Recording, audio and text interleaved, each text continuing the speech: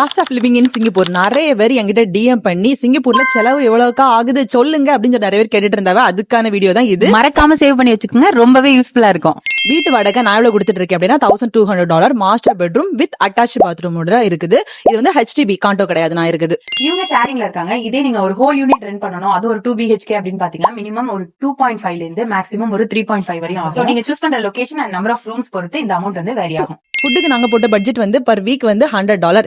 இதுல நாங்க வந்து சிலது $50 ஆகும், சிலது வந்து $150 ஆகும். மேக்ஸிமம் எங்களுக்கு வந்து $400 அதோட தாண்டது கிடையாது. நீங்க ஃபுல்லா அவுட் சைட் ஃபுட் தான் சாப்பிடுறீங்க, வீட்ல குக்கே பண்ணல அப்படின்னா இதை விட பட்ஜெட் வந்து இன்னும் ஹையரா போகும்.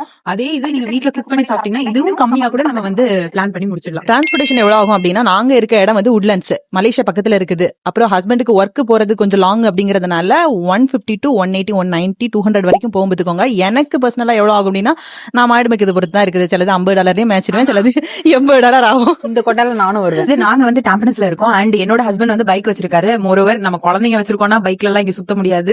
மந்த்லி இந்த பெட்ரோல் சார்ஜஸ் வந்து 30 ல இருந்து 50 குள்ள வரும். ஏன்னா ஆஃபீஸ் யூஸ்க்கு மட்டும் தான் பைக் யூஸ் பண்ணுவாங்க. மத்தபடி டிரான்ஸ்போர்டேஷன் நீங்க கேப் எல்லாம் போட்டீங்கன்னா இன்னும் ஹையர் ஆயிடும். அடுத்தது வந்து PUB எலக்ட்ரிசிட்டி அண்ட் வாட்டர். இதுக்கு வந்து நாங்க ஷேரிங்ல இருக்கோம் அப்படின்னால எங்களுக்கு வந்து மேக்ஸிமம் ஒரு $50 தான் ஆகும். கூடி போனா ஒரு $60 ஆகும். இது வந்து நீங்க ஹோல் யூனிட்லாம் எடுத்தீங்க அப்படின்னா ஒரு 150 ல இருந்து $200 வரைக்கும் ஆகும். வைஃப் கூட இல்லாம இருந்துருவாங்க மக்களே. வைஃபை இல்லாம நம்மளால இருக்க முடியாது. அதனால வைஃபைக்கு பாத்தீங்கன்னா மந்த்லி ஒரு $40 ஆயிடும். வைஃபை மட்டும் இருந்தா போதுமா? நம்ம வெளியில எல்லாம் போனா போன் பேசுறதுக்கு என்ன பண்றது? அதுக்கு தனியா ரீசார்ஜ் பண்ணா அதுக்கு ஒரு $20 ஆகும்.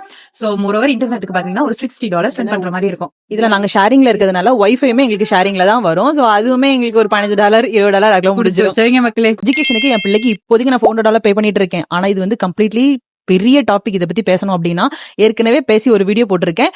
லிங்க் இன்ஸ்டாகிராம்ல லிங்க் பண்ணிருக்கேன், மறக்காம செக் அவுட் பண்ணி பாருங்க. சரியா?